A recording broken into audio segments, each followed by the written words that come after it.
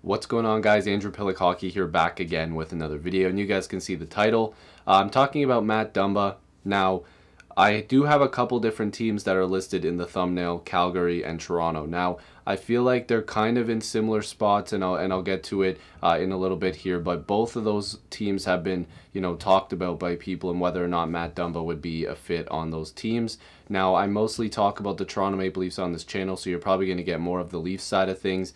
And what I need to say right off the bat is that I think Matt Dumba suits one team better than the other. I think that he suits Calgary better if, in fact, he were to go there. Again, I just discuss my opinion on rumors that have been floated around. But I think he's a fantastic all-around defenseman. And in terms of more on the offensive side, I should say, more than the defensive side. And I think that would just open up right there of which team I think that he would be more valuable on. But if you are new to this channel, make sure to subscribe. I'd appreciate it. Join the squad. I'd love to have you guys here. There are a lot of people that watch the videos that aren't subscribed, so subscribing definitely does help, or just like the video, or you can just comment whatever you feel like you want to talk about, even if you disagree with my points. But yeah, subscribing does help the most, so thank you, and thank you to all the new subscribers as well. But basically, the reason why I wanted to talk about Matt Dumba is because he's been in the rumors for the last few years, and you can see Puck Pros here. You guys should go check them out and their articles and stuff like that. Every time I use an article or sources, I try to show them as much appreciation as possible, so make sure to go check out the original article. So basically, it's something that I think a lot of people are very aware of if they keep in tune to trade rumors, that Matt Dumba has been a name that's been floated around out there for the past few years. Now, the Wild apparently haven't been able to get an offer that they've liked over the past couple years, but because of the expansion draft coming up, they might be forced to trade him. The expansion draft, of course, is in 2021.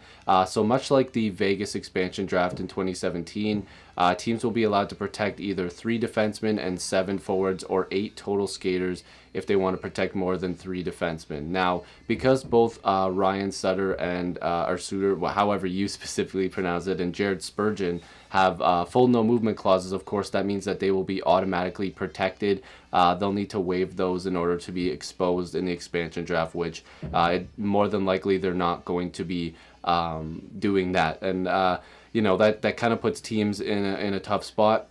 But that means more than likely that Matt Dumba or, a Jonas Brodin will be left exposed. And I think that the Wild would like to keep Jonas Brodin long term. I think that he might be the better overall defenseman, in my opinion. But Matt Dumba is very good. Like I said, it's just I think he's more offensively gifted than defensively gifted, and it just makes more sense for them to hold on to Jonas Brodin because, like I said, I just do believe that he makes more sense to stick around there. Now, let's look at Matt Dumba's career statistics. Now, this past season, he only had 24 points in 69 games played, so not a great offensive season for him. He was also a -7. In the season before that, injury trouble, 32 games played, he had 22 points though, so he was very active on the score sheet. The year before that, 50 points in 82 games. So, he's had some really good seasons where he's put up a lot of points, and then he's had some seasons where he hasn't been as good. Now, this season he took a bit of a dive. I'm not sure if that means that his value would go down, but I think that he is offensively very gifted, and I would see him more in the 40-point range rather than a 24-point range. So I would probably bet on him having a better season going forward. Now, the next thing I want to bring up, and the way that it's positioned on the screen, this was the best way I could show you guys this. So I wanted to compare him versus another defenseman, and that's Jake Muzzin. So a lot of people, when they see headlines online, they see defensemen like Drew Doughty are available. They see Matt Dumba, they'll see, Oliver Ekman-Larsson. They'll just see any big name, and they'll think, oh, the Leafs need to get that guy. Well, you kind of need to do research, you need to do your homework, and look at how these defensemen perform, and instead of just looking at a name, because if that was the case, then the Leafs should be in on every single player that has had a name previously or had a name now. It doesn't matter if they're good or not now. They just, because they used to be good, that the Leafs should just go after them. It honestly doesn't make a lot of sense, and I think people need to pump the brakes a little bit on wanting to just acquire all these, name defensemen. You kind of have to see what they're doing rather than just assume that they're good.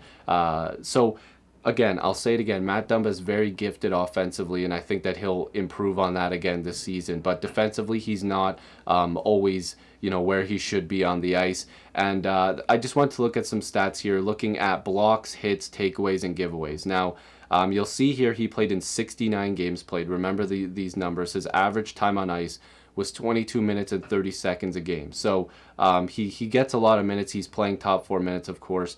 His blocks were at 88 blocks. His hits were he had 98 hits in 69 games, 20 takeaways, 35 giveaways. Now I want to compare this to Jake Muzzin. Now this is Jake Muzzin. This year he only played in 53 games because he was injured for quite some time. He played in less average time, which was 21 minutes and 36 seconds. He had more blocks with 110. He had more hits with 109. He had similar takeaway numbers. He had more giveaways. So he had a ton of giveaways. The Leafs blue line definitely gives away the puck more. But keep in mind, Jake Muzzin does play the top lines. And I know Matt Dumba kind of shuffles around with playing with those against those top lines. But the thing is Jake Muzzin, the way that he plays, he does give away the puck quite a bit. But what I need people to understand is that just because Matt Dumba, you see him throw a couple hits on Twitter or look up his highlights and he threw a few hits, that doesn't mean that he's overly physical and blocks a ton of shots. Jake Muzzin played in significant less games than him and played less time on the ice than him and produced more defensively than Matt Dumba did by far. It's not even close because of the games played.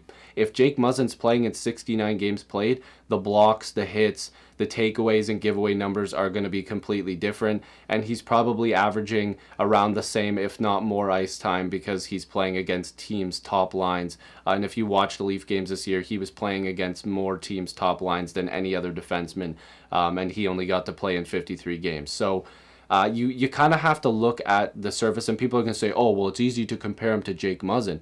Well, but there's people on Twitter saying, and not just on Twitter, but I even hear it on like TSN and Sportsnet, and you would think that they would know a little bit more about it, and this is no disrespect to them, but they see these big names and they automatically think that this is a perfect fit for the Maple Leafs when in fact it's really not. I like Matt Dumba. He's going to cost the Leafs too much money. It doesn't make sense for them. Why trade away assets when you can just sign somebody in free agency like a Dylan DeMello or a Radko Gudas or both and get exactly what you need, and that's heavy physicality in Radko Gudas and good defensive play in Dylan DeMello. You don't need to trade away pieces to go after a guy like Matt Dumba. You can acquire these people for free by just giving them money instead of having to give a team like the Minnesota Wild a very good prospect and a good pick or a roster player, whatever. So I am completely against making that move.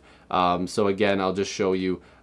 These are Dumba's numbers. So, he has less blocks, less hits, less takeaways, actually. He has less giveaways, which is good. But, I feel like Jake Muzzin played a little bit heavier competition in my eyes. I could be wrong, but you can just see Jake Muzzin playing in less games was able to, be a little bit more defensively sound than Matt Dumba. And again, I'm not out here dissing Matt Dumba. You guys have seen it time and time again. I am a fan of Matt Dumba. I think what he's been doing recently, getting his voice out there and being a leader is fantastic. I really like the change that he goes out there and he tries to get. And I congratulate him for all the success he's gotten recently.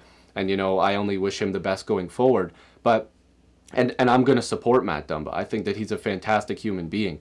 But the fact of the matter is I'm separating hockey and that. And I want the Leafs to be smart about what they're doing. I thought I had a cap-friendly page here too, but I don't think I brought it in. But anyways, the Minnesota Wild will need to give Brodin a contract in a couple years, but I think that they want to do that. Matt Dumba has a pretty high cap hit. I believe he's over $6 million. I'm going to look it up on the phone right now as I'm recording because I can't stop the video. But regardless, I don't believe that it's worth it for the Toronto Maple Leafs to make a move like this when they can acquire pieces in free agency for free. So yeah, his cap hit is $6 million. He does have a modified no trade clause that kicks in the 21-22 season, and then he has that in the 22-23 season as well, and that's when the contract is up. So he does have years on his deal. It's great, $6 million for a defenseman like Matt Dumba. I'm sure he would be fantastic with the Leafs if they had the money to get a guy like Matt Dumba, but then also acquire, a Gudas or a Dylan DeMello. But I don't see the Leafs giving up assets to acquire Matt Dumba when he isn't exactly really what they need. He is something that they could use, but I don't think that Matt Dumba is the piece that the Toronto Maple Leafs are looking for. Whether I'm a fan or not, I don't believe that it makes a lot of sense. And the reason why I have Calgary in the thumbnail is because I feel like Calgary, they're going to have turnover on their blue line. Brody might be gone, Hamonic might be gone. Regardless of whatever they do, I feel like Calgary needed that spark. They needed somebody like Dumba on their back end, and I feel like they would be more willing to give up those pieces to acquire him. I think that he brings an element, a little bit of physicality, a little bit of blocking shots, but he also brings that heavy offense that I think would fit in with Calgary, and I think he's going to have a bounce back season. And I would, and again, people didn't like when I made this comparison before, but I would put Matt Dumba and Tyson Barrie in the same category, whereas I think Tyson Barrie is more offensively gifted, but Matt Dumba has a little bit more of the edge when it comes to the physicality, but he's not on the level of Jake Muzzin of physicality. And I don't even think he's on the level of like a Radko Gudas of physicality. I don't think he's close to the defensive ability of a Dylan DeMello, or maybe even not even on par with a Radko Gudas, because those guys play a more defensive style. I do not want Matt Dumba killing penalties. I would rather have Dylan DeMello killing penalties. I would rather have Jake Muzzin killing penalties. So you have to look at your options. You have to weigh them out and see whether or not a guy is worth it. A guy like Drew Doughty, definitely not worth it. Overpaid, not good anymore. Oliver Ekman-Larsson, too old, too expensive. It's not going to make sense for the Leafs. He's also left-handed shot. Doesn't make sense. Matt Dumba is probably going to have a bounce-back year offensively, but he's not amazing defensively. That's not what the Leafs need. So you have to consider your options. You have to look at what you can do and then go from there. So let me know what you guys think down below. I'd really appreciate some comments, some feedback, liking the video if you liked it, subscribing if you really liked the channel. I'd appreciate that. I do appreciate you guys. As always, I'm saying that a lot, but I really do. And thank you so much. I'll see you guys in the next video or stream. Peace.